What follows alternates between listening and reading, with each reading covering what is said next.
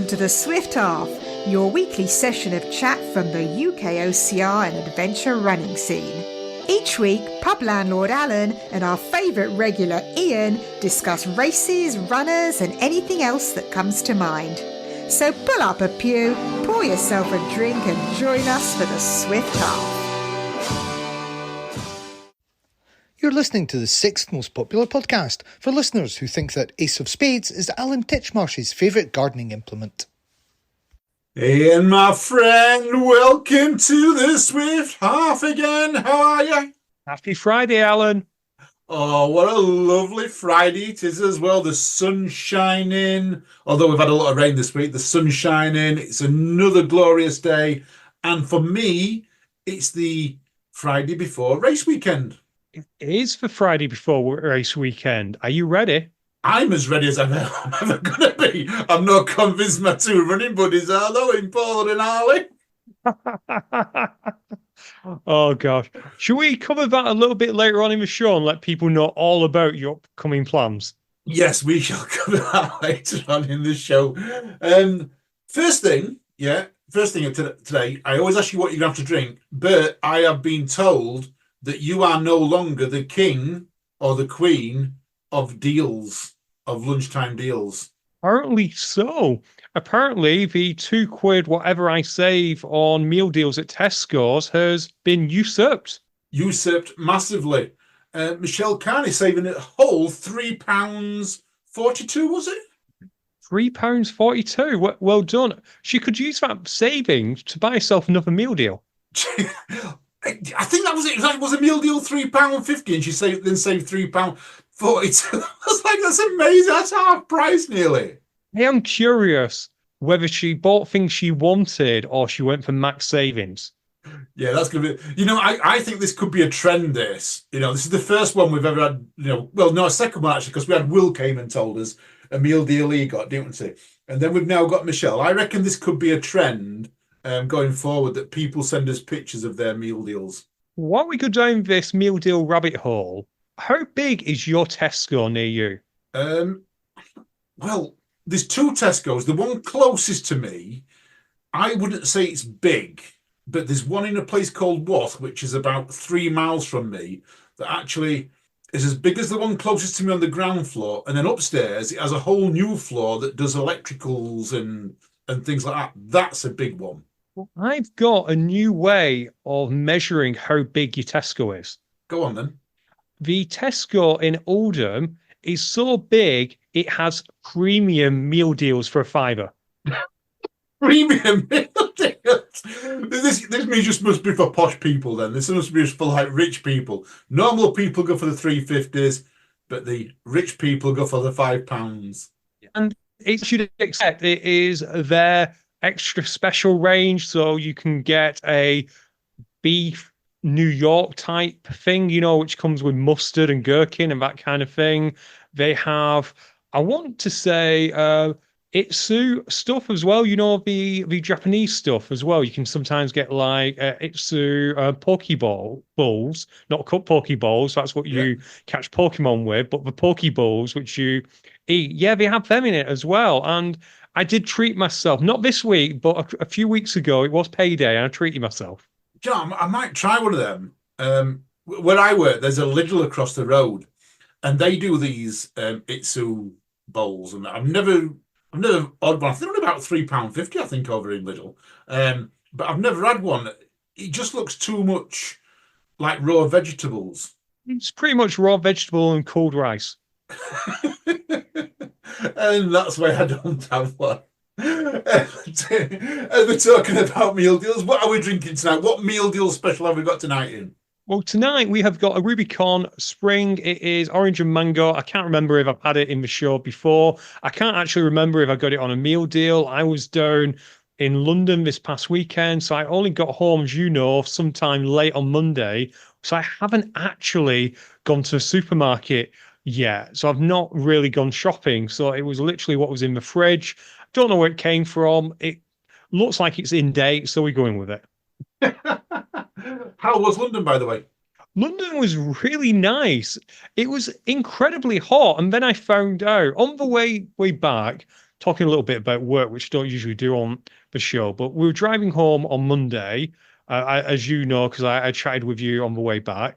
Driving home from work on Monday, glorious sunshine, aircon on. It read like 26 on the dashboard, 26 degrees C for our American friends. That's around 80 F or melting, as we call it in the UK. But glorious. And then on my watch, a Garmin message flashed up. I usually don't have my watch on. Quickly glanced down on it, and it said barbecue planned for this weekend. Not this weekend, this Thursday. That work was going to do. Cancelled because of poor weather. I was like, poor weather? It's glorious down here. I then got past Birmingham and got caught in, well, it was almost a thunderstorm.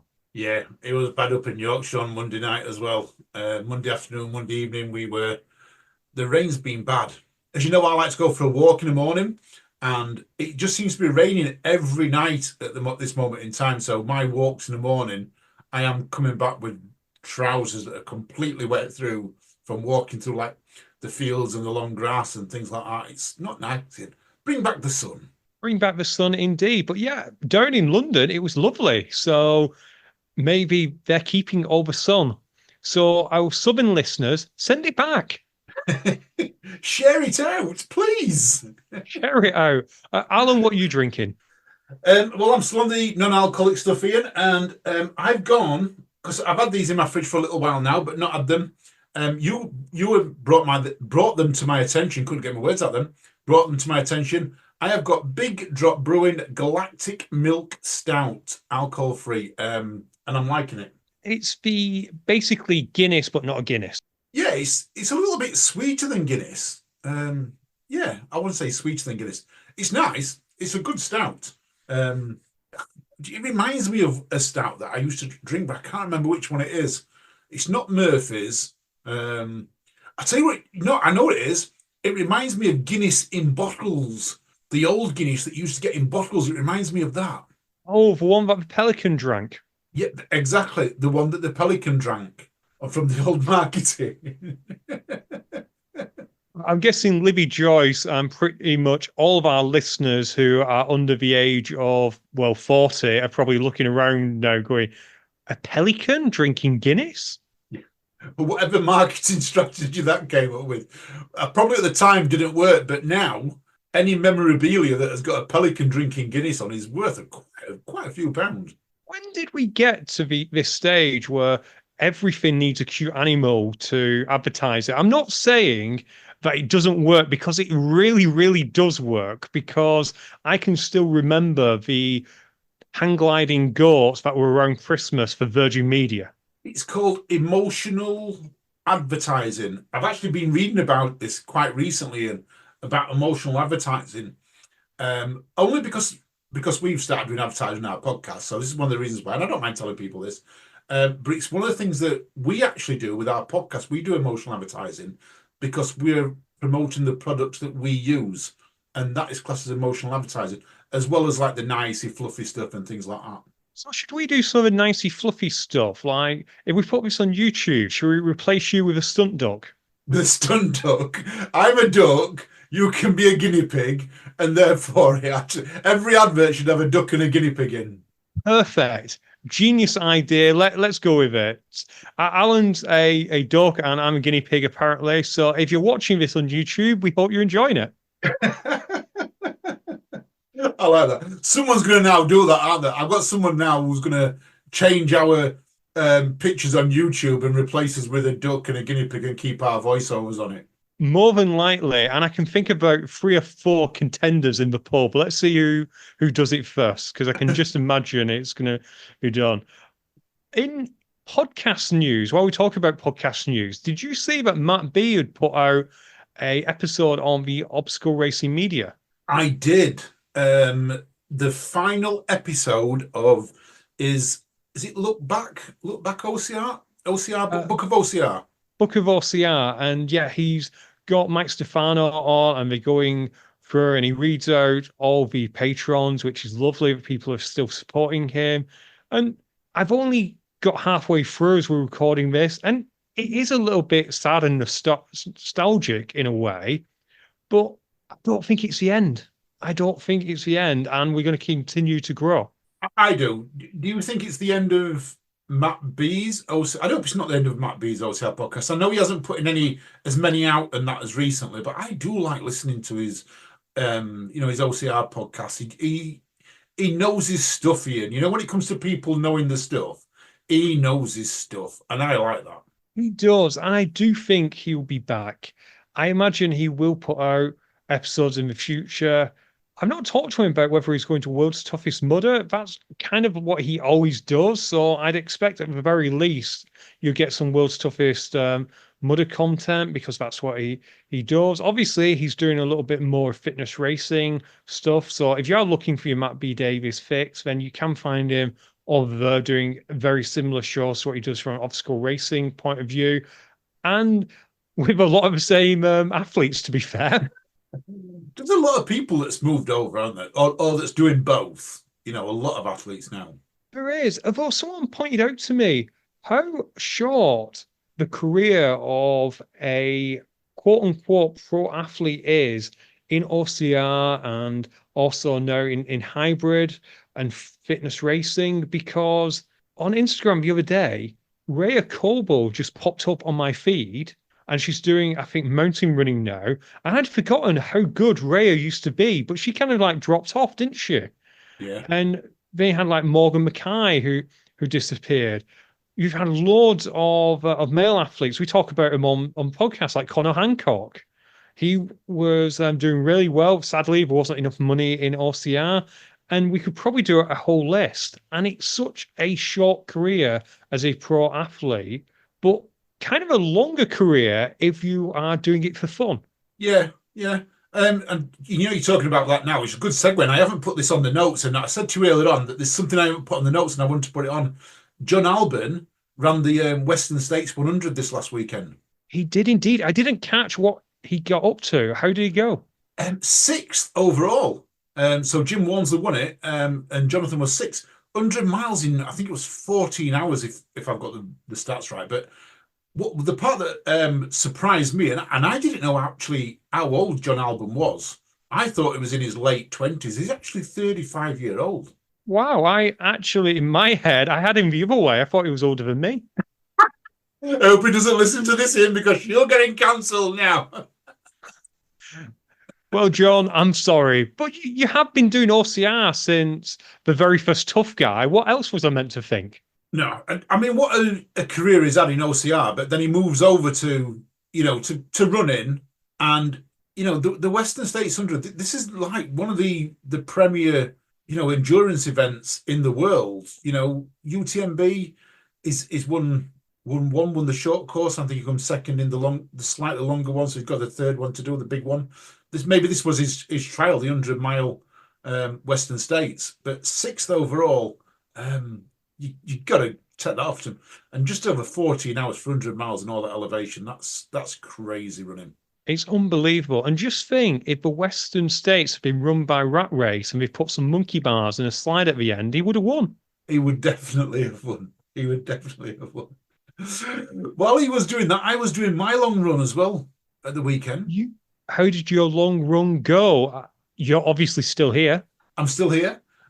It was interesting. So, as people know, we got dropped off in a car by a friend, and we was blindfolded. We didn't know where we got out. So, I'm not going to go into lots of stuff. We didn't find a road sign for 5 miles, Ian. Neil, who dropped us off, found this place that was literally in the middle of nowhere. It was up near Selby. And the reason why I know it was Selby, because we passed a house in about a mile, and there was a bin outside that says property of Selby County Council. So we roughly knew where we were, which was, using a bit of ingenuity there we were.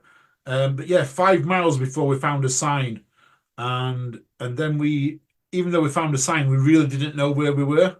So we just had to keep on heading towards the sun, and then the sun set and it became dark, and we then took several wrong turnings. So 15 mile as the crow flies ended up turning into 22.5 miles of off-road, road, yeah, you name it. Farmers' fields, Very interesting. Got very nettled as well. Running through some of the fields. The paths are, as I mentioned earlier on about taking the dog for a walk. They're very overgrown. The paths are overgrown, so I got lots of nettles. Took about 2 days thing, but all in all, I loved it. I loved it. Can't wait for another one. I've got some questions. Go on. When you said you didn't realize where you were and you figured out it was Selby, are you sure it was the bin and it wasn't the fact that the first person you came across was glowing? Because of Selby Power Station. Not everyone will get that down south. No, hardly anyone will get it. But I had a friend who came from Selby, and I love giving him 6. Yeah. It was fun. We couldn't see the towers though. That was the big thing because Selby's got big water towers and chimneys and everything else. But where we got dropped off, we couldn't see them. Otherwise, we'd have known straight away. It was literally, we just thought, yeah, it's flat. So we've got to be over Doncaster way. And we knew from Doncaster, heading west would fetch us home somewhere. So we just gambled and headed for the sun. But yeah. Yeah, that was going to be my second question, which was a real question.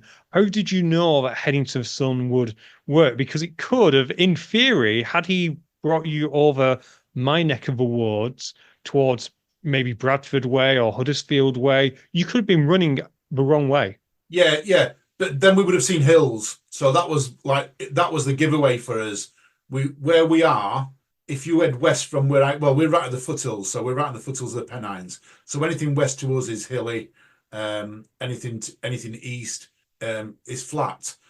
I guess we didn't know whether we were northeast or southeast, because it looks pretty much the same over that way.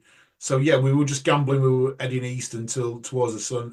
West and towards the sun until we saw a sign. Oh, I really hope Neil next time finds either some flat land west of you or a hilly bit just east of you. That would be hilarious. Thanks for that, mate. I'm glad you really appreciate you want us to get lost. Third and final question is, did Neil listen to the episode? Because we were joking and laughing about how he'd take you to Donny Way, and you said on the podcast that I hope he doesn't do that because I don't know Donny. Yeah, well, he didn't listen to the podcast, or I don't think he listened to it. He said he had studied it for about 4 or 5 days, though. He'd been looking online. Where can he find somewhere that was literally the most remotest place he could find that was, and he wanted to go over Doncaster Way because he knows us. He knows we don't run over there often. For us, the furthest we probably run is to a place called Sprotborough, which is about 3 miles this side of Doncaster. So we don't go over Doncaster Way. So he did say because we'd not ran round there, that was the reason why he took us. So yeah, anything over there would have thrown us out. Makes sense. And the good thing about there being 3 of you, though, was you were able to take pictures. And I love seeing them pictures on the Facebook on the Saturday. But you didn't charge for your pictures. And Total Warrior, we found out this week, 50 quid for a picture package, Alan. Yeah, this has come from a Instagram post that OCR Gives popped up. He's put a picture of his watermark pictures on from Total Warrior, explaining that he doesn't like to put watermark pictures up. He'd like to purchase the proper pictures. However, £48, Ian. And then this week we've had Spartan, £30. Now we knew Spartan charged, but Spartan charging £30, Total Warrior £48. Are we going to get another picture gate? Because I thought this had all stopped. This is going back to 2013, 2014 when you had is it Peachy Pictures used to come out to all the racers and they would take all the pictures and you purchase them. But back then I think you paid something like £1 a picture or £1.50 a picture. It might be £5 for the first one and then £1 every one after, something like that, which I think is reasonable. I agree. And I do wonder whether that could be an idea, because at the moment, Sportograph and presumably Total Warrior, it's an all or nothing. They do get a lot of pictures of you, but on the other hand, as we've seen, I think Graham Wells shared his from Spartan the first time they did it. A lot of times it is click, click, click, click, click. So you almost have like a flip book of you at a certain obstacle. and that's 20 pictures. So you're getting 100, but you're probably only getting 7, 8, 9, maybe 10 unique poses. And we see this in Hyrox as well. You tend to get 60 or 70 pictures, but a lot of them are similar.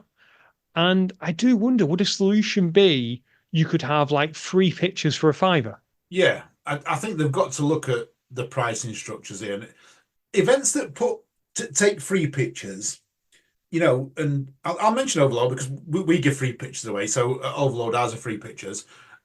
We tend to take 1 picture or maybe 2 at the most of everyone, in terms of obstacle wise. So if you're on an obstacle, you might get 2 pictures taken of you. We don't take 10, like these professional photographers do. They've got amazing gear, amazing memory sticks and things like that to be able to do all of that. Maybe if they didn't take that amount, and they'd only take 2, would then people buy them all? Because it'd be a little bit less money. It's a gamble. It is. Of course, like you say, professional ones aren't using disposable cameras like you use at Overlord, so they can take a fair few more. Exactly. But when you look at, let's just take Nuclear, for instance. Nuclear are free pictures. They have professional photographers. They don't put 20 pictures of the same obstacle. Mr. Jarvis, yeah, he may well go on there and he might well filter them. He might take 20 pictures and then filter out the 2 or 3 that he thinks are best. And if he does, fair play to him, you know what I mean? But they're giving you high quality pictures free of charge. I'm not saying every event can afford to do it. I'm not saying every event should, but let's be reasonable here. £48 for a set of pictures. That's only that's £12 cheaper than your ticket. And I also have to question, and we love Total Warrior. So if you are listening to this, Total Warrior, we absolutely love you, but that doesn't mean we won't criticize when it's warranted. I do wonder, given Total Warrior's current clientele, and we talked about this, I think, last week on the program, how there was a lot of new people and a lot of groups, whether or not they're taking advantage of that, of thinking, oh, these people are just doing one obstacle race, so if I charge 50 quid, 1 or 2 of them out of each group will buy it, and that's extra profit for us. Yeah, maybe. That's if they get the money. I'm not convinced Total Warrior get the money. I'm convinced that the photographers get the money. I think the photographers, charge what they charge to make their money. I don't know the ins and outs. As I understand it from the rumors of innuendo, Sportograph with Spartan at least, I think that Spartan get a small cut, but Sportograph also pays Spartan for the rights to be there taking the pictures. And that might very well be exactly the same Total Warrior. But if you've got, what did we say? Do we say 16,000 people went through Total Warrior? Something like that. Something like that. Even if only 50% of them, so that's 8,000 people, let's just say £40 average, that's a lot of money, Ian. It's £32,000. It is a lot of money. And I guess the market will dictate. It comes to that. But the problem is sometimes you have this issue with the market dictating, is that as the options get less and less, things get a little bit more expensive. So people just bump their margins ever so slightly. And it's frustrating, and I'm not suggesting communism, but you saw this when we had that fuel crisis, didn't you? That it wasn't a case of the petrol station suddenly paying 5p more and they're passing 5p on to you. It was a case of, petrol stations paying 5p more, they're passing 10p on to you. And I do wonder sometimes if there's a little bit of that. And of course, the less customers you get, or less you sell, expensive you have to make it to post a profit. But I don't know. I've always been someone, I'd rather get more customers at a cheaper price and still make the same amount of profit as getting less customers at a more expensive price. But I don't run a business, so what do I know? Exactly. I'm with you. I would sooner sell products at a lower price and sell more of them than one product at an extortionate price. But moving on from maybe races not exactly doing what we want to a race which is absolutely doing what we want. can we give some more flowers to McTuff? Because we talked about these a few weeks ago, how they're doing their main event in terms of the Winter McTuff with all the obstacles, and they're also on the road as well, Alan. They are on the road, and they're coming northwest, is it? Yeah, they've advertised it as Northwest, and just like Tough Mudder, they're using interesting geography. Their Northwest venue is in Bradford, which is in that fantastic Northwest county of West Yorkshire. West Yorkshire. It's a classic into this. You know, we talk about events that are based in America, like Tough Mudder and Spartan, don't get the geography right. I've McTuff decided just to do it just as a take the mickey out of Spartan and Tough Mudder. Maybe, or maybe it was just by saying it's Northwest, it'll get more people there. To be fair, Tough Mudder Yorkshire is more Northwest than this is. It's funny, and it's only just Yorkshire. Bradford is around about 30 minutes from me. It's about 45 minutes from Manchester, probably straight across from somewhere like Bury or Blackburn. So it's not that far in grand scheme of things. Well done to McTuff for putting it on tour. And I hope we get a lot of people there, because this venue, Alan, I've never seen an event held there before. So maybe if this event goes well, there'll be future events. Yeah, I like it. You know, I mean, for me, Bradford is, like I say, 30 minutes away. So there's a high chance I will go there. Now, I've been to Tong, and it says Parkwood Outdoors in Tong. Now, if this is the place where I think it is, this is where they used to have a race called Pain Barrier. And it was one of the very first mud runs that went on. So it's a 4x4 off-road motorbike track, and it has some really deep, muddy puddles, should I say. They used to always have Pain Barrier early in the year. I think it was going to be March, early March. Very similar time to what Nuts Winter used to be. And it was a great event. However, I do know that they fell out with the owners, and the price went to extortionate. But if McTuff's bringing that back at the same venue, if they hit the same market, you know, I mean, they used to get 5,000 people at Pain Barrier. It was an amazing event. It was massive, and the terrain is hilly. It's tough. Yeah, it's very, very. It'll be a good race. It'll be a great event. I am tempted. I'm going to check my diary. I think I might have a conflict, but if you're interested, it is Sunday, the 20th of October. It is not an OCR. It is a really muddy run challenge, as they call it, where they basically put on a mud run, and they may have a couple of obstacles there, but it's primarily a mud run. And you pay mud run prices as well, Alan, until the 1st of August.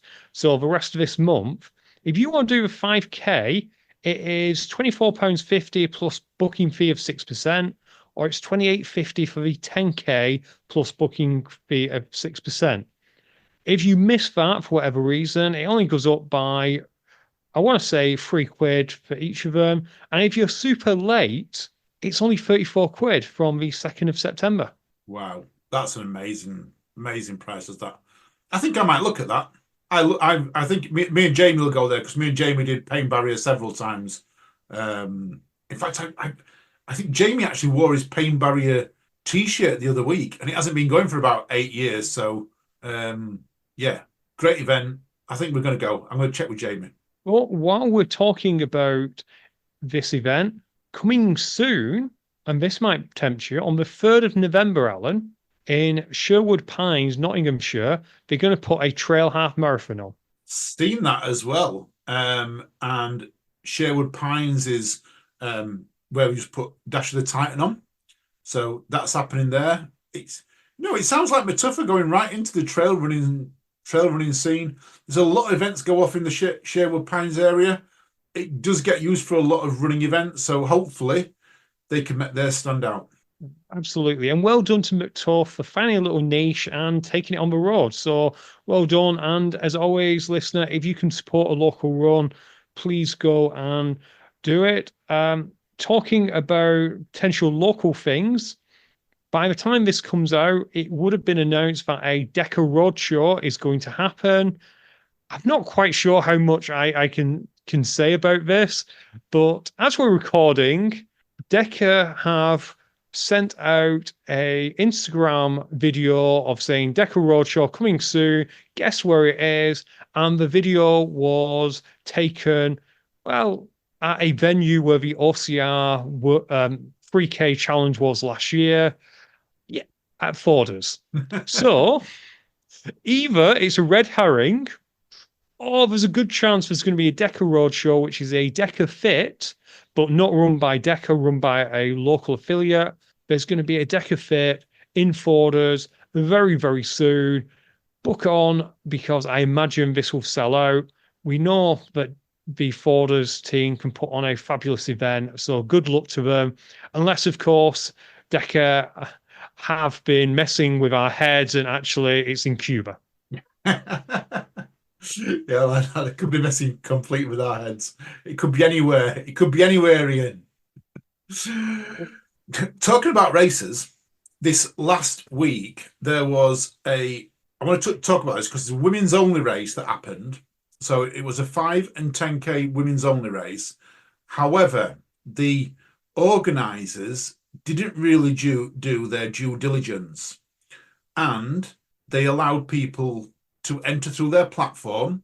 And although it was marked as a women's only race, men could enter it, and 10 men did. They messaged the 10 men, they found out, no, sorry, 12 men, and they messaged the 12 men prior to the event to say, hey, look, this is a women's only race, please don't turn up, blah, blah, blah. But 4 still turned up, okay? They gave them they'd offered them a refund and things like that. Now, they couldn't stop these 4 people running. Now, for me, there's 2 things here, okay? It's a women's only race. Is it fair that they didn't have the men podium and things like that? They wouldn't allow them men to podium. But it's a women's only race. Is it fair to let men run in a women's only race? Because it, to me, doesn't feel like it is, because some of these women potentially could be from abusive relationships. You know, they could have entered this race because they didn't want to have men present, you know, actually in the race. I think it's a wrong thing to do, personally. Can I just clarify before we go any further, because sometimes this can be an emotive topic. These are men who identified as men. Yes, they are. Yes. Yeah. Okay. That's a whole other topic for another day. I think we tackled that on the show previously, but just to confirm, yeah, they were men who identified as men. Well, basically, they're jerks. It's as simple as that. Good. And quite frankly, having looked at the Instagram page, I am appalled at the race organisers for one thing. Which is letting them run or letting them enter in the first place? They blocked their faces out. Yes, they did, which is even more appalling. And they put big yellow dots on their faces on the pictures. I'm sorry, if you're going to be a jerk, they should be allowed to own being a jerk. I think it is ridiculous that they turned up. And I believe one of them tried to win it. Come on. Just terrible behavior. Because at the end of the day, sometimes you do need gender specific things. Yeah. For good reason. Like you said, some of them women may have been entering because they got an abusive relationship and they wanted that protection. And it doesn't just go one way either, Alan. You default to having ladies only events, but for 2 to 3 years, I took part in men's only yoga. Yeah, I guess that's fair play, yeah. And it was great because I've now progressed, then become yoga for a bit, but I progressed that I could then go to a mixed yoga class and felt fine. But, the women were always better. That's not thing to do with gender. They were just better at it because they practiced for longer. But I was embarrassed to do yoga in front of women. So a men's only yoga session was perfect because we were all as inflexible as each other. We could tree pose actually look like a tree pose because that's as far as we could bend. Exactly. Exactly. I used to go to a gym when I was younger, in my late teens. I used to go to a gym in Doncaster where they had men only day hours and women only hours. Because they wanted it to be safe for both men and women. They didn't want men looking at women, and they didn't want women looking at men. They wanted it to be specific for them type of things. And I think it was about 3 hours of certain times, and then the following day was different and so forth. But it used to be really, really busy, that gym, because it offered something that not everyone else did, and that's what this race was trying to offer. It marketed it as a safe environment for women. That is the thing. I mean, thanks to she.races on Instagram for letting us know about this. I just felt a bit appalled about it, if I'm honest, from the I race agree. organisers. No, I do absolutely agree. I'm more appalled at the men who were reached out to and so, look, this is a genuine mistake. We'll try to make it right by you. And they probably would have gone bent over backward. And what guy tries to win a women's only race? Come on. It's just appalling. And yeah. And just tugging on the thread a little bit more, it's not just gender specific that we should protect. Also, I think youth specific times as well, because we know in the OCR world, we have lots of youth training days, which are excellent because they allow youngsters to train in a specific safe environment, because people under the age of 18, they're not just little adults, they have their own needs and their own concerns and their own worries. Definitely. And the youngsters need to protect them as well, having different races, different distances to progress them through natural abilities into the longer distance they get older. It's good that we've got all these races. It needs to be that way. We need to have structure, which is what British obstacle sports are trying to do. Yeah, and I wonder, Alan, do you think sometimes women-only waves would work, even if it's just a wave and they are going into an event which is mixed? So, for example, if Overlord, if you had a sudden spurt in terms of entries and you're putting multiple waves on, would a women's only wave work, or do you think it would be a bit tainted because it's just at the start? I think potentially it would work, but you're right. I think you need to give a different time. I don't think you could do it at the same time while there was men on the course and things like that. And then you'd also have to have a mixed wave. So you potentially have to have three waves. I don't see no issues with that. Men, women, mixed. At Overload, it takes about between 40 minutes to an hour and a half to get round, depending on how fast you are. A good runner can do it in just over 30. So yeah, I guess you could throughout the day. Your costings would be probably a little bit higher for your medics to be on course for a lot longer than that. But yeah, I don't see why some events could offer it. Maybe the future could be, and this is off the top of my head, Ian, maybe a Sunday you could have a women's morning and a mixed afternoon or whatever. I don't know. I think for me, I think it's more for women than men that would want it. I'm not sure men would want men only. But I think that's cool with them. The races, they want men only races. But I think it could be an option for women. Yes.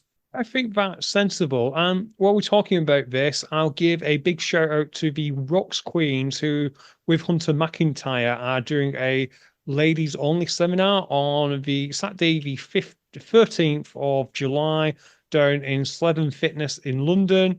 So if you want to learn from Hunter McIntyre in a women's only environment, of obviously Hunter's a man, so take that into consideration, but all the other people who are there will be women, then search them out on Instagram and get a ticket now because they're going fast.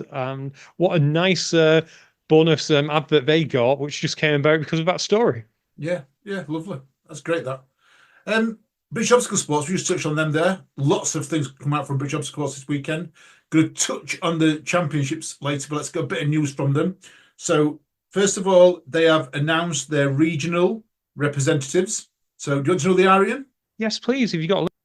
I have got a list. So, the combined services is Rhys Sanders. North of England is our friend B. Wood. Northern Ireland, Keith Clark. South East England, Erica Poole. Wales, Rhys Jeremiah. Midlands, Anthony Spalding. Scotland, Tim Crangle. And Southwest England, Ben Allen. That's on the OCR side of things. They've all got ninja ones as well. So I'll give a quick shout out to the ninja ones. South East England, Kimberly Harvey. Scotland, Tim Crangle again. Wales, Alex Arnold. And Combined Services, Paul Brenton. So big, massive congratulations to all of them. At the awards as well, Ian, we had Joe Dulson-Cox and Dean Cheetham were given life memberships at the AGM on Saturday. So that's pretty cool, that, a life membership. That is super cool. Well done to them. Well done to everyone who also got in or got reconfirmed in their office places in the AGM. Fantastic. You know we love Boss here, so well done. And I hope that everyone voted. I certainly did, Alan, after we got off the call last week. I definitely voted. And you know what? All my candidates got in. Oh, yours would get in, Ian. I'm going to own up to this, Ian. So, after Friday's night's run and getting up early Saturday for the British Champs and doing the commentary for the British Champs, I was actually asleep while the AGM was going off. So I want to give my apologies to British Obstacle Sports and everyone else. I was absolutely shattered come Saturday evening, and I was going to go down. So my plan was to go down to actually attend them. Unfortunately, I think round about 3:00, I switched the telly on in the afternoon, and then the next thing I know, I woke up at approximately 8 p.m. So yeah, that's just because Friday night into Saturday morning, I got 4 hours sleep. So do apologise for that. So I didn't pick everything up. So I am taking some of these from the minutes and that I'm giving you. One more bit of news. The Spartan National Final Series race, which is at Badminton on the 11th of August, British Obstacle Sports have the opportunity to nominate an athlete for a wildcard pro place at the National 5K Sprint. So that's pretty good, that. We've got a wild card as opposed to after qualifying. So anyone interested should email nationalteam@britishobstacles.org. Can I nominate you? You can nominate me, yeah. That doesn't mean that I'm going to get entry. We want the best of the best here, not someone like me who's going to plod round. I'm the best of the best. Or alternatively, you could be like that person in the Olympics we all need to see how good everyone else is. Like, I should race up against Kipchoge just to see how good Kipchoge is. True. Jamie's son Lennon ran Barnsley 10K on Sunday, by the way, as well. Was aiming for a time of 36 minutes. Unfortunately, at 5K mark, he ended up pulling the calf, so he just finished it. So he literally, over 5K, he slowed right down. His time, Ian, 43 minutes and some odd seconds. And that was nearly 6K of not really racing. I need to have bad races like that. Exactly right. Oh, that's that bad racing. You're clocking a sub 44 minutes. Unbelievable. Boss, the championships, obviously, they're going to be covered in detail by the Pesky Who's Hot, so we won't talk about it too much. But Alan, you did your first ever commentary with Will Chung, and how did you find it? Ian, I've got to turn around and say it was absolutely amazing. Big thank you to Kelly Spalding, to British Obstacle Sports, and to Claire Rosser for helping us out to make this happen, and Will Chung as well. But we did our first live ever race coverage. We never even practiced this. This was really off the cuff. It was late on Friday night when we agreed we was going to do it. Hence, we didn't tell people on the podcast last week that it was definitely going to happen. Putting it together, we've learnt some things. We want to do it again. But from a commentator's point of view, Friday night I was, I was doing the run, and I was in my phone while I was doing the drop run. And I was like in my phone making notes on Friday night, and I printed everything off before I'd gone, so I could get up Saturday morning and get it all ready. I thought it went really well, and the feedback we've got from it is that me and Will's commentary was quite good. We tended to know our stuff, and we were giving insights into it. And one of the comments is that even though the pictures weren't great, and that was our problem because we've not tested everything. And this is our problem going forward. We are going to get it better. So people just bear with us. But we knew we were winning and who was coming second, and then Claire was coming on and telling us, and then we were switching to dual screens. We got the start of every wave going off from Kelly. So yeah, it was good in it. I loved it. Felt a little bit Alan Shearer at the football, especially when they were running and we was talking about stuff. It was cool, and I got a real big buzz out of it, and I got a massive buzz out of seeing the race. Seeing Dan Titcombe there, challenging all the way around with Tom. It was absolutely amazing, and for it to come down to the final obstacle, and wow, just wow. No, it was a great race. We won't go into it too much, like we say, because we've got Pesky Who's Hot covering it, and we try not to spoil that because we don't want to take their dozens of listeners away. We don't want to take their dozens of listeners away. We're happy with our 4. We don't want no more than 4 for us. That's true. Listener, we are having a bit of fun. Thank you, everyone who listens. All of you. It's more than dozens. It absolutely is more than dozens. So thank you all so much. But yeah, obviously, Alan, we're going to have to see what other races we can cover. Maybe we do some fitness racing stuff as well and some OCR. I think definitely. And I think we can crack this, especially on the fitness side of things. Anything that's got stations in, Ian, and I'll say this on air now, anything that's got stations in, if we can get 2 good camera people, we can do it quite easily. 2 camera people and 2 people in the studio talking, we can nail this. And yeah, let's take it to the masses. And the same with obstacle course racing. We need a few more people to help us with the filming side. They don't need anything else but the phones and a decent internet connection. And away we go. We can do all the rest from behind the scenes. But yeah, I was worried it was going to be hard, and that's always put me off doing this thing. And as you know, we've had several conversations, and we've looked at different platforms on how we could do it, and every one of them was going to cost us quite a lot of money. And then, purely by accident, we found that we could do it on a platform that we already pay for and stream it live on YouTube. So yeah, great news. And let's give a shout out to Rocks Life and to Matt B. Davis for helping us figure out how to stream it. So thank you to your expertise for that. Alan, what I will mention is slightly sad news. I didn't want to end with this news. Is there does seem to be a bit of a weird injury epidemic going through, particularly the fitness space at the moment. So Patreon, good friend of the show, Bryony Keys, she's out in Australia at the moment, Alan, as you know. And before Melbourne, so last week, before her massive race in High Rocks, she got run over. Ian, this is so sad. You travel all that way for a race and accident happens like this. I feel for it. And it wasn't just a race. She'd planned to be in Australia for the summer. She was going to be over there doing the High Rocks Aussie tour. She got run over, and long story short, she's now got plates in her leg and is facing a long recovery.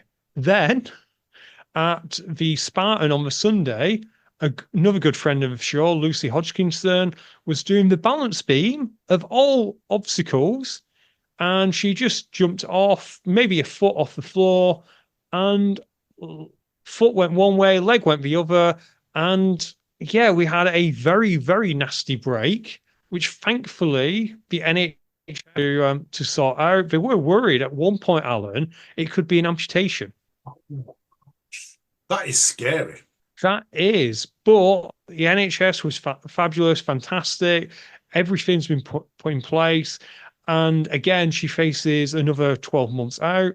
And just today, I found out that Meg Parry, who you may remember did the London episode on UKHXR show.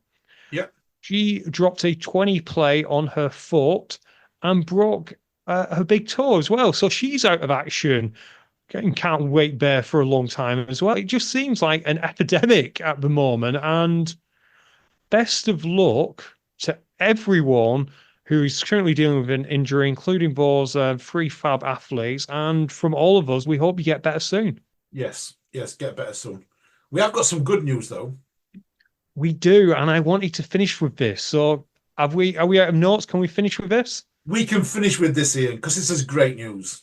It is. I'm going to let you take this one away because I know that you met this lady. Was it at the first ever Farmyard Jam that you met her, or had you met her previously? No, it was the very first ever Farmyard Jam. She rocked up in a truck and popped a tent on the top of the truck and lifted it up and relaxed and did the first ever Farmyard Jam. She's a big fan of the Farmyard Jam. She's an advocate for it. She fetches loads of people to us.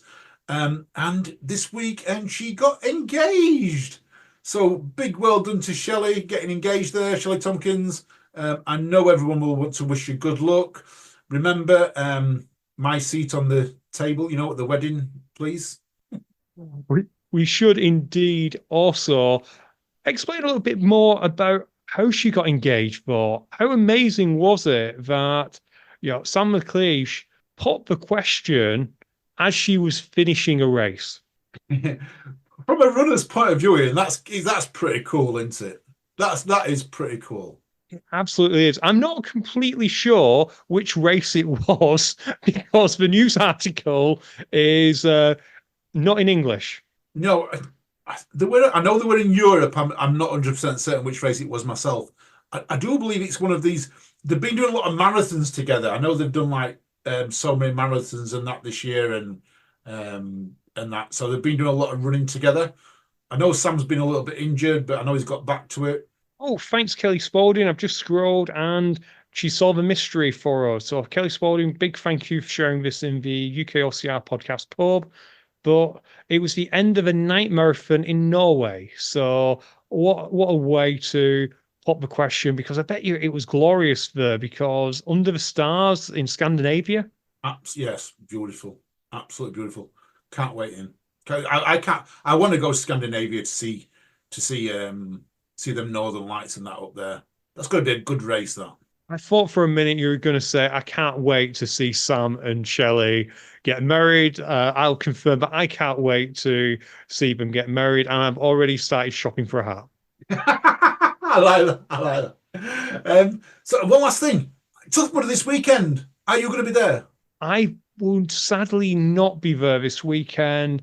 I'm meeting an old friend, actually, Alan. Do you remember Ian Rawlinson? He used to run a fair few OCRs. He did, yeah, I remember him. Yeah, seen many, many races back in the day. He doesn't really do OCRs anymore. He still does running, despite the fact that we go to the same gym and we still live not that far from each other. We hardly see each other. So we've planned a night out for the past 2.5 years, and we're finally doing it. We're doing duck pin bowling at the Trafford Centre. By a night out, I mean, of course, midday, and then I can be tucked in by 5 p.m. and go to sleep. But yeah, I'm going meeting him, and me and the intern are heading to go and see him and his other half, whose name I can't remember. It's come to me to go and see Ian and Kate. So me and the intern going to have a double date with them. So sadly, I won't be at Tough Mudder. Alan, are you there? I'm there Sunday. So me, Paula and Harley are going Sunday. We are signed up for the first wave. We're not doing the 10 miles. I'll be right up now. We're only going to do the shorter distance. The reason being that this week Paula has got injured. So she has been training heavily for this, and she has gone and hurt her knee. So it's clicking as she's running now, and she's in a bit of pain. So we were going to hobble, whatever we're going to do, around the 5-mile section on Sunday. I have looked at the map. We're not going to miss a lot of obstacles because the map's out. We're not going to miss a lot of obstacles, but we are missing a good running section. I think we only missed about 4 obstacles in total doing the shorter distance. But it's going to be better for us. It's going to be Paula's going to be able to manage.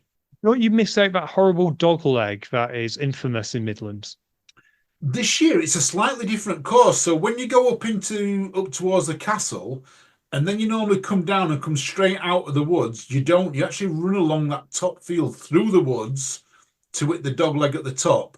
So as you're looking, it's the top northwest corner, I think it is. Oh yeah, I've just pulled the map up, and you're right. Yeah, you're missing out the castle bit. You're still kind of doing the dog's leg, except you're not going that far. So you're not doing hanging tough at the top. You're kind of cutting back. I want to say just after you go through that gate. Oh, you mean the big dog leg right at the very, very top of the hill? Yes, I remember that. Yeah. Yeah, that dog leg where they used to have gloop and other things up there. And I think for the first ever ETM, they had the easiest ever birth canal because one of them had a slit in it and you just ran straight through there and they never figured it out. Yes. Yes, that one. So yeah, that's not we'll not be going up there and we'll not be doing the first loop. So we're not missing that many obstacles. It's going to be fun. It might be a slow time. We might be doing a lot of walking. Harley's not trained at all for this. So no matter how many times I've told him, he hasn't done a single training run. So yeah, I reckon I could run around twice actually. Why not? You are a season pass holder. I think you do have that ability. I do, yes, I do. But I will only be going around once, just once, with a bit of fun, just to enjoy it, just to get another headband. Fantastic. And if you are there this weekend on Sunday, say hi to Alan. I'm sorry I won't be there. This feels like the first ever Midlands I've missed. I can't remember if I did last year. I think I may have been there last year. I can't remember, but Midlands has a special place in my heart, Alan, because it was the first place I ever did a Tough Mudder. Oh, was it? Oh, I think mine was Yorkshire. My first Tough Mudder was Yorkshire. Yeah, it was Midlands, and it was actually the Tough Mudder half when we first did the half, and it was 35 quid. And it was still when they had a super secret obstacle for the half. If you Oh, wow. remember when we first brought it out, it was called Flying Squirrel, which was effectively hold on to, oh, what do we call it? They've got a massive one at Bog Commander where you go down a line. Zip line. Yes, so Flying Squirrel was a bit of a zip line, but you just held on with your hands, and it was fun, but it was never repeated, which is a shame. And Alan, I think on that, I'm going to say it's a goodbye from me. And listeners, I hope to see you on Sunday if you are at Tough Mudder. Remember, if you're not, keep an eye out on Monday, Tuesday, Wednesday, Thursday, Friday that week because they will offer special discounts for next year. And in the meantime, you take care, you stay safe, and keep on running. And we will speak to you all soon. Bye.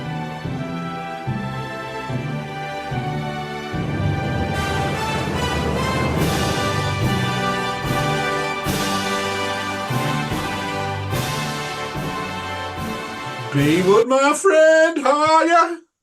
Hello, Alan. I'm really well. Fuck. I'm really well, thank you. How are you?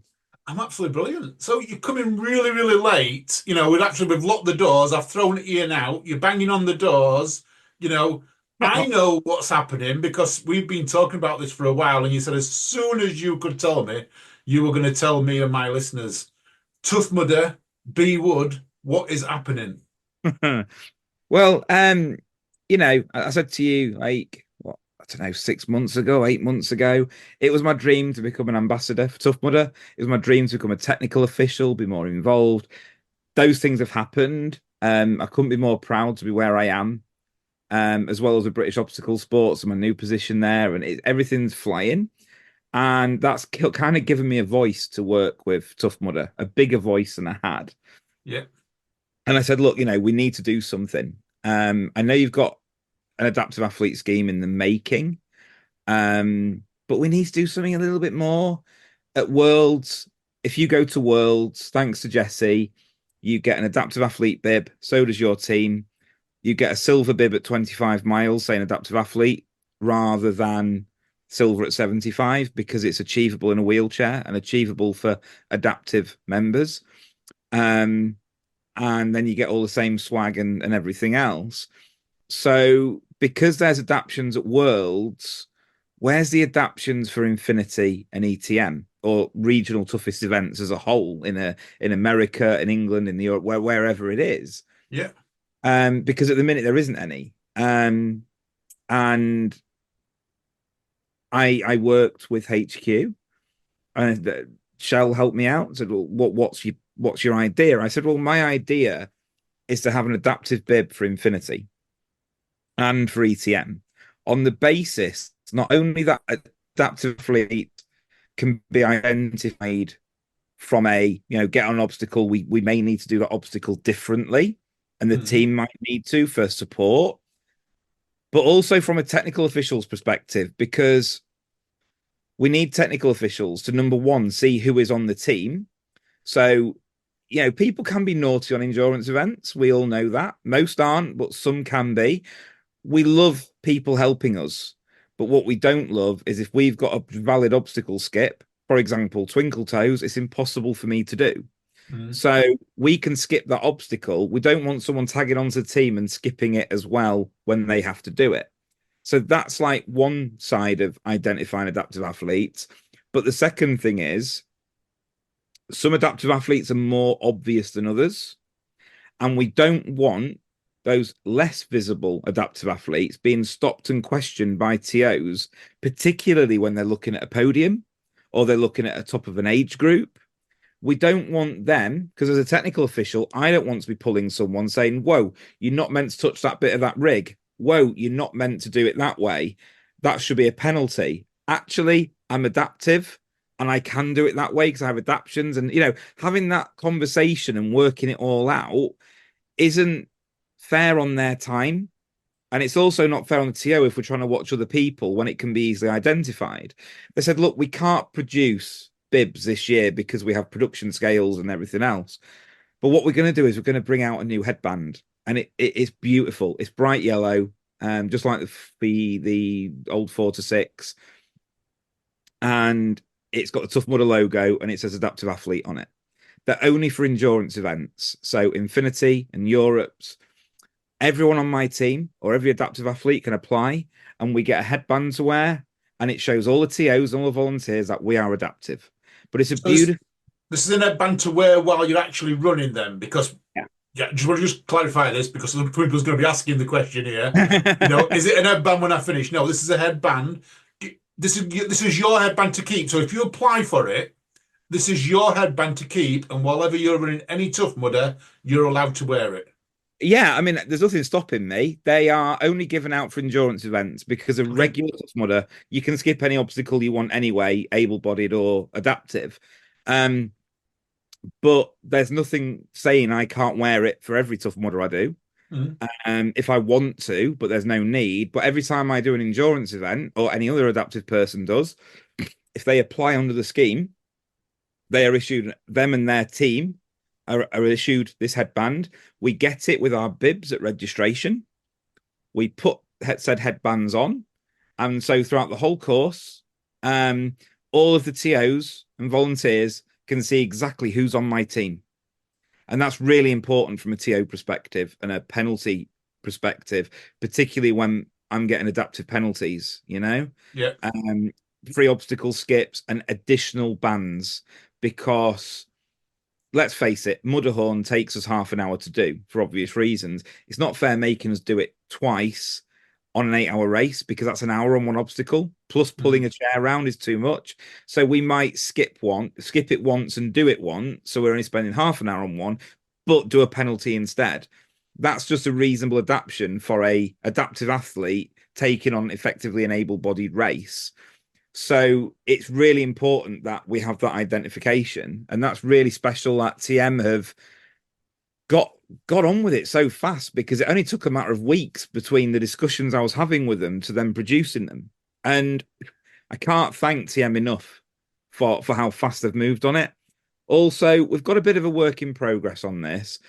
I said, look, if you hit a certain amount of miles at Infinity or ETM, you get a little metal headband clip with your mileage on. Yeah. But us in wheelchairs are never going to achieve it, because we're going to be lucky to do the minimum distance. Can we have one? They've done a compromise for now, because they've got a minimum quantity they have to order. And at the minute, they've got one wheelchair user looking at endurance events. I mean, no one's done ETM in a wheelchair yet. As long as the course is suitable next year, they're going to have a wheelchair around because I'm doing it. So they're going to have something to make up for that. So they've done us patches. It's not quite as even as the metal bling that able-bodied get, but they are working towards it. Once we've got enough people and it's sustainable, they're going to invest in it. I respect them so much for that. But my team is all going to earn an adaptive athlete completion patch for doing Infinity, as well as a medal and head.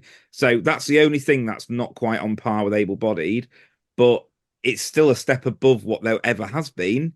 We're really pushing this adaptive stuff right up. So we've got a fair shot at it, just like able-bodied have. And the only person I know of that's done Infinity before me in a wheelchair is Ben, but that was before technical officials. It was before British Obstacle Sports were doing this. So British Obstacle Sports, there was a comment from the head TO at TM saying B and her team are going to make history on Saturday because I'm the first wheelchair user doing an endurance event under British Obstacle Sports rules. So that's really exciting for us as a team, but also to show that to everyone else that it is possible. We are all working together for an inclusive future. And if we can do it, so can anybody else. Don't think that you can't, because you absolutely can. If you've got the right mindset and the right people around you, then anything's achievable. And that's the message I want to send. That's awesome. So tomorrow at Belver Castle, at Infinity that you're doing, everyone's going to be wearing these special bands on the Infinity Wave. My team, yeah. Just yes. my team. Oh, wow. Do we know if there's any other adaptive athletes going this weekend? There's another wheelchair team, but not doing Infinity. They're doing a regular TM, but there's another wheelchair. I don't know if it's the first time in Europe or not. It might be a first where there's two wheelchairs out on course on the same day. I don't know. But yeah, there's another wheelchair team, but they're just doing regular TM. Very different disability to mine. It's going to be another level of challenge for them. And I'm just made up.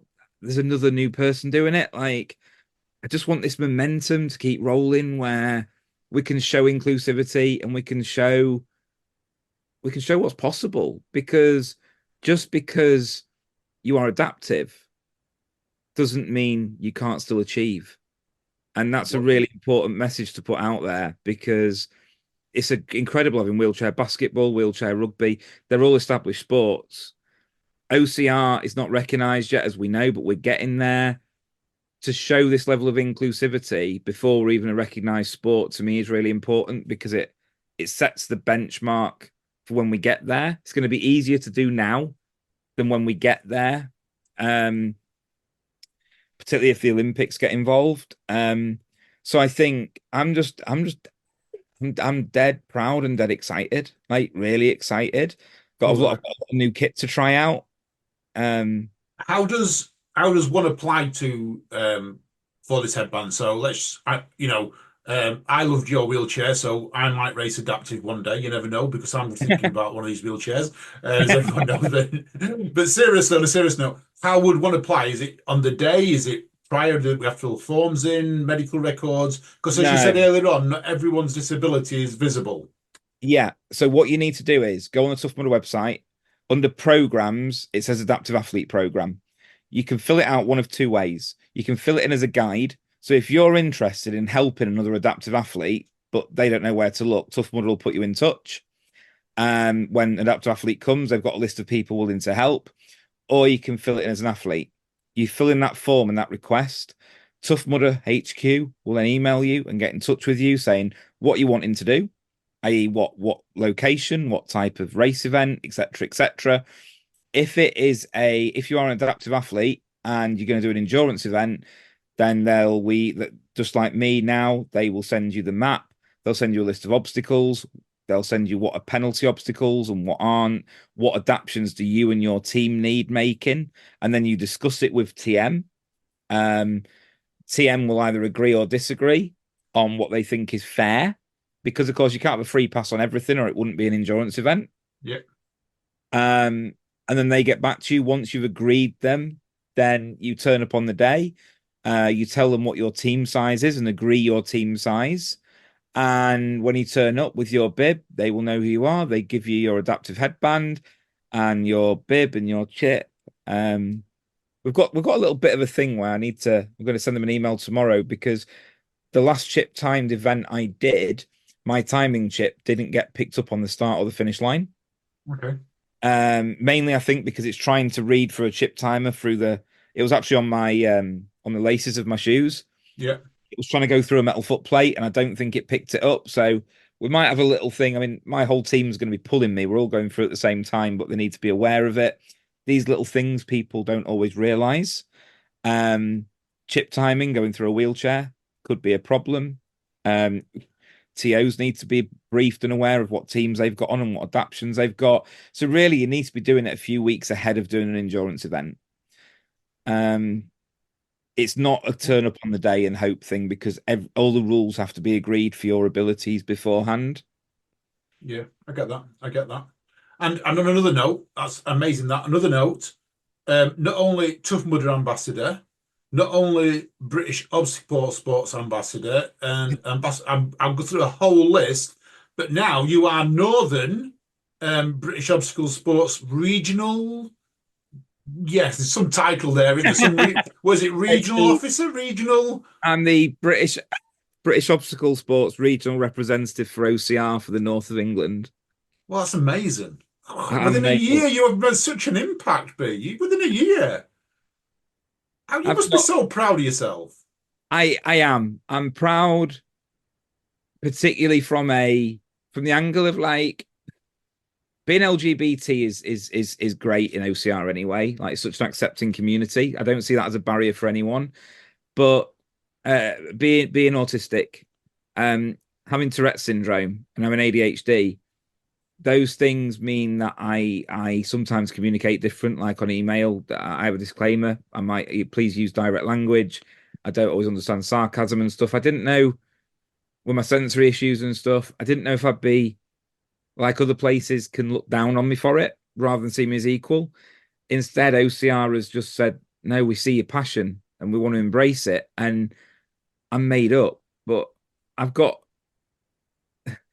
people to thank, like Shell, my mother mum, my auntie Charlie Parvin, who's always just believed in me and pushed forward with me and given me the self-confidence to go forward.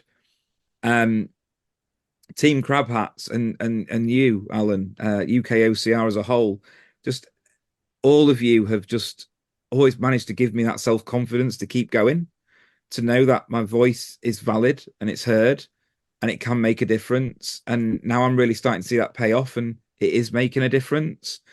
And that just kind of completes me because we're doing so many firsts. First wheelchair user overload run, first wheelchair at Normby Adventure Race. We might end up being the first wheelchair user at E10. Got a world record in August, as you know, Martin said on the Swift Half about we're doing national 3 peaks, and I'm hopefully as a team we're going to be the fastest wheelchair team ever to do it. But no one's ever set a record, so it's ours for the taking. There's so many firsts we're doing, but it's not. Is the biggest first though? The biggest first must be making it to Alan and Paula's barbecue. Oh, absolutely. Particularly when you didn't know. I'd known about it for a couple of weeks. Paula messaged me saying, would you like to come? But shush, it's a secret. Alan doesn't know. And then when the podcast came out and Ian said, if anyone knows where Alan live, I thought, oh, I already know about that. But yeah, like the inclusivity in OCR, I can't put into words this community for inclusivity. Yes, you've got the odd couple of numpties in OCR. I've faced minor transphobia in OCR, but it's of such a minority that the majority just outshines it. And I just love the community. I love the sport and being able to achieve firsts. It's not about having my name to it. It's just about if it's a first, then no one's done it. If no one's done it, then someone has to do it first to show it's possible. If it has been done, I am proud to follow in people's footsteps or wheelchair marks, rolling marks, or whatever you want to be. But love it. I'm proud to follow others, but I'm also proud to me and my team to do a first to show others that it's possible. And the team I've got for Infinity is immense. There's me plus 8. and the 8 people I just trust with everything I've got. It's literally a case of, be you up for this? How are we going to do this? It's like, if you know a way to do it, then take me that way because I trust you. I'm just putting my full trust in the team, just like I did at Yorkshire at Mudderhorn. Didn't really know what we were going to do. I just said, just do it. And we did. And I can't wait to help Tough Mudder launch the Adaptive Athlete Program officially. Get it out there, show people that it's real and it's not just empty words, but it's a very real thing. I'm really hoping we can get something replicated in Spartan. I don't know enough about Spartan to say what they haven't got, but with Tough Mudder and Spartan being the same brand, I know I can work with them because I TO'd the British champs, so I've got a bit of a flavour for Spartan now, a little bit. And yeah, see how far we can take this to, just like the Paralympics are up there with the Olympics. Let's get adaptive athletes as a whole to where able-bodied and para is. Love it. I love it, B. I love it. And on that note, I've got to go because I've got a delivery of beer in the morning. Thank you for popping in on this late night and knocking on our door. And until Sunday, when I see you Sunday, because I'm at Tough Mudder Sunday, and you are volunteering, I believe. Yeah. Until then, auf Wiedersehen. Thank you very much.